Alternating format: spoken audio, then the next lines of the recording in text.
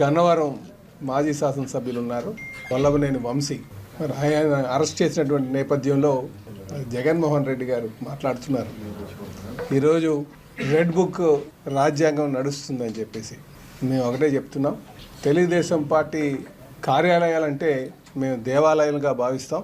అలాంటి దేవాలయాల మీద దాడి చేస్తే ఆ రోజు ఉన్నటువంటి ప్రభుత్వం ఏమీ పట్టించుకోకుండా తిరిగి తెలుగుదేశం పార్టీ నాయకుల మీదే కేసు పెట్టినటువంటి తీరు అదొక జంగిల్ రాజ్య పరిపాలనలాగా. అందుకే తెలియజేస్తున్నాం, ఈరోజు ప్రజాస్వామ్యం నడుస్తుంది, జనరాజ్యం నడుస్తుంది.